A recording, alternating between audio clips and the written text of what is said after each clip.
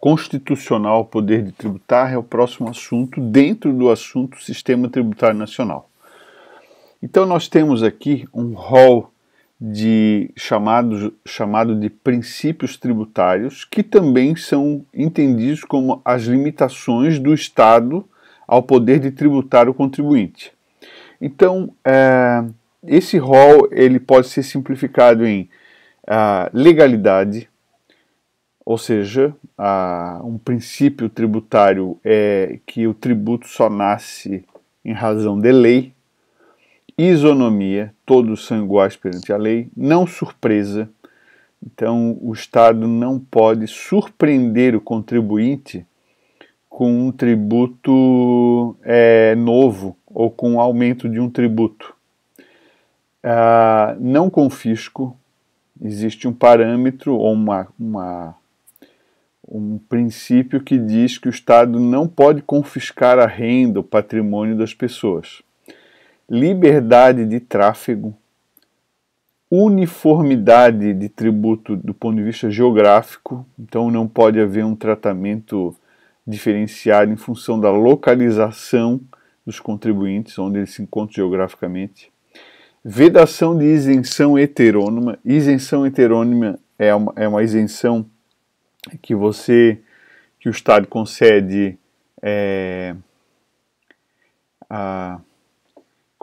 a entes diferenciados. Então, concedo uma isenção para um ente, um município, não concedo para o outro. Concedo para o município, não concedo para o Estado.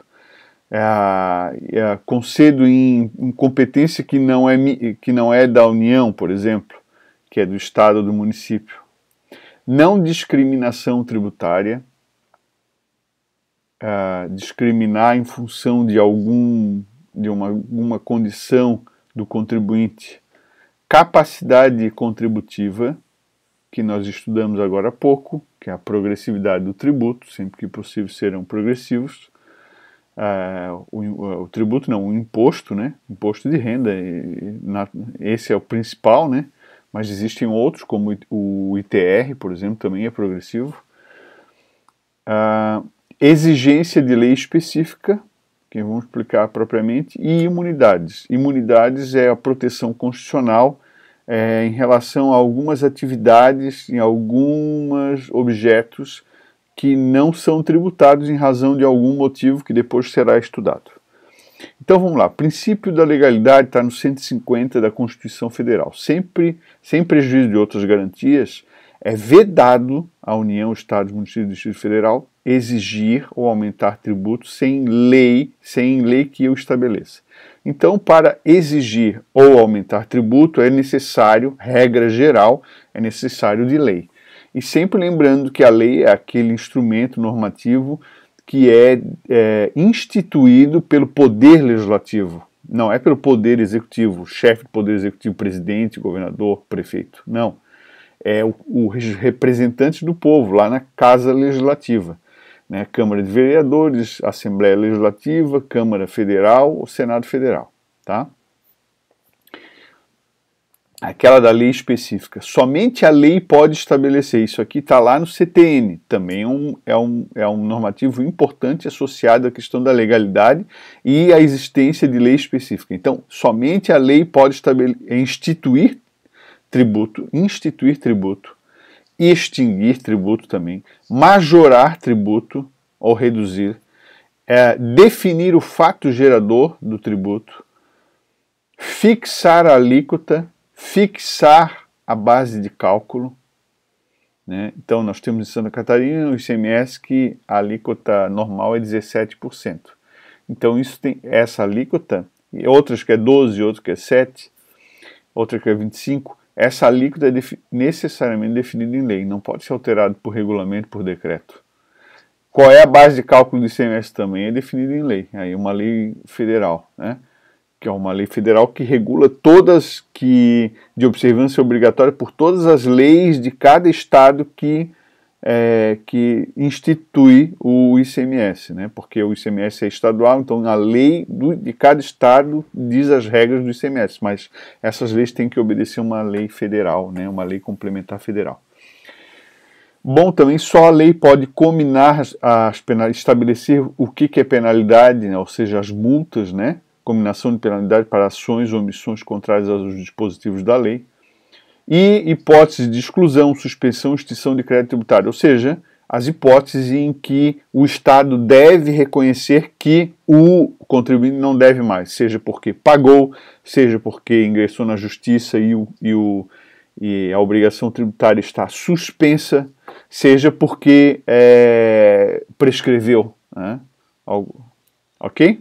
Ou decaiu.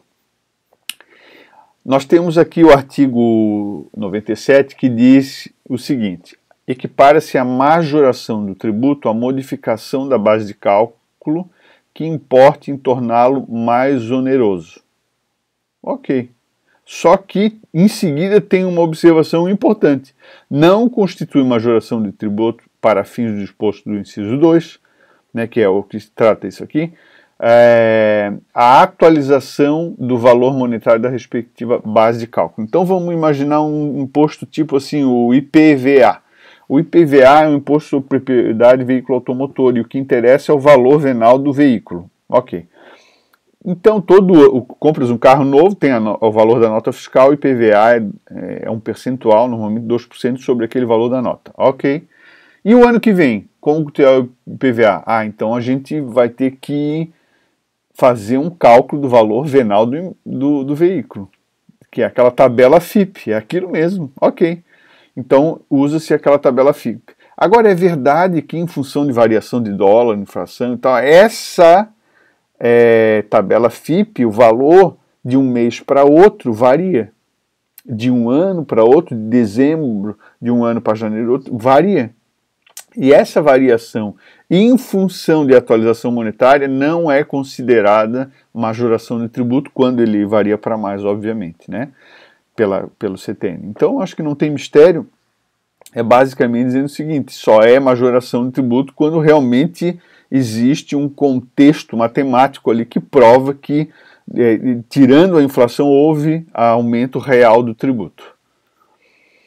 Bom, aí se a gente falou que os tributos têm que ser instituídos necessariamente por lei, aí nascem as diversas exceções à legalidade. Na Constituição Federal, então, é facultado ao Poder Executivo, tendo determinadas condições e limites estabelecidos em lei, alterar a alíquota de alguns impostos. E esse imposto está ali, ó, em amarelinho, né? O imposto de importação, exportação, o imposto de produto industrializado e IOF. Importação, exportação, IPI e IOF.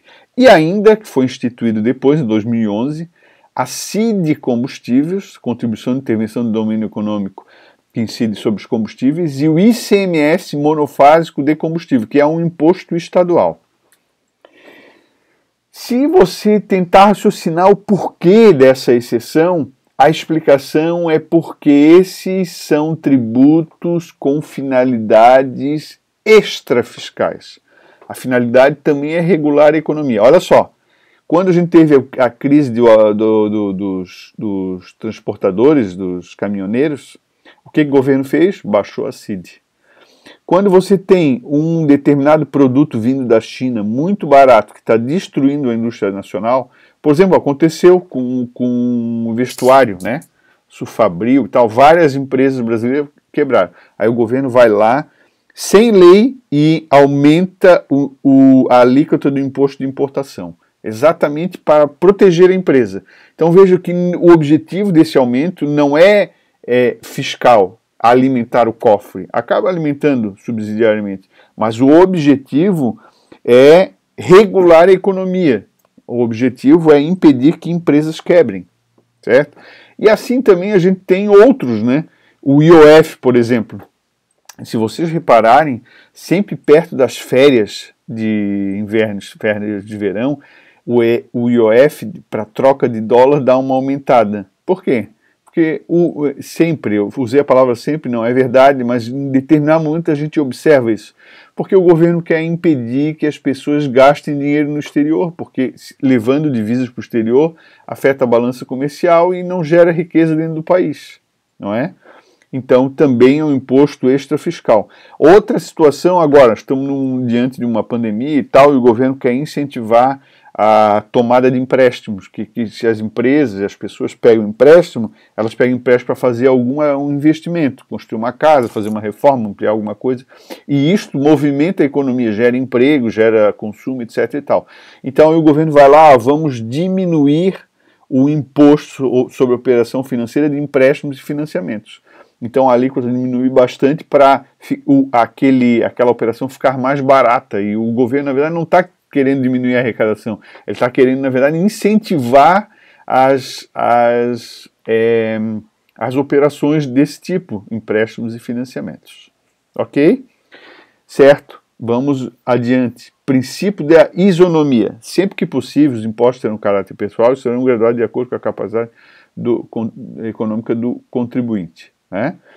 Facultado à administração tributária, especialmente para conferir a efetividade desses objetivos, identificar respeitados os direitos individuais, e nos termos da lei, o patrimônio e rendimento de atividades econômicas. Então está aqui dentro desse comando que a gente já estudou quando falou sobre progressividade, a questão do respeito a respeitados os direitos individuais. Isso significa o conceito de isonomia mais amplo, ou seja, todos devem ser respeitados seus direitos individuais e tratados igualmente, nos termos da lei, né?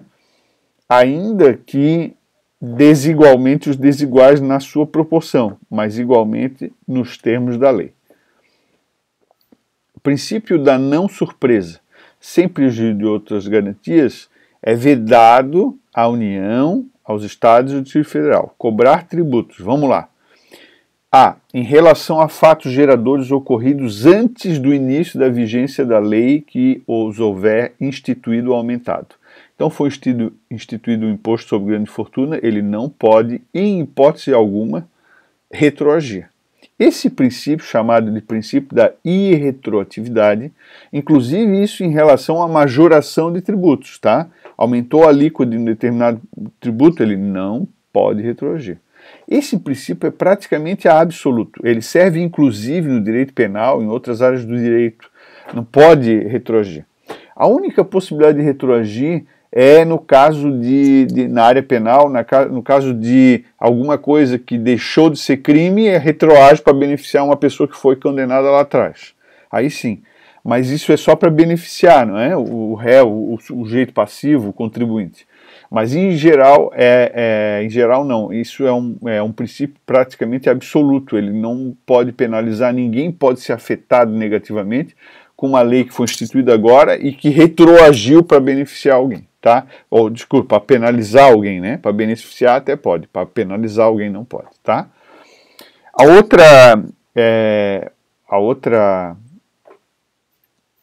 outra princípio da não surpresa que está cristalizado é vedado instituir no mesmo exercício financeiro em que haja publicada a lei que instituiu ou aumentou.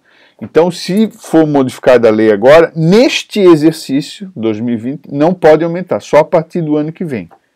Tá? Regra geral, tem exceções, depois a gente vai falar. E ainda tem uma outra ali, item C, antes de decorrido 90 dias da data em que haja sido publicada a lei que instituiu ou aumentou. Então, isso é para você pensar assim, se ele mudar a regra em dezembro. Então, um mês depois já é janeiro, outro ano, então respeitou o princípio da anterioridade anual. Não, mas aí a Constituição diz assim, tem que esperar pelo menos 90 dias para poder cobrar o tributo. Então, instituiu em dezembro, espera passar o mês de dezembro, espera passar o mês de janeiro, espera passar o mês de fevereiro, março é que pode cobrar. Entenderam? Continuamos esses princípios tributários no próximo, tá?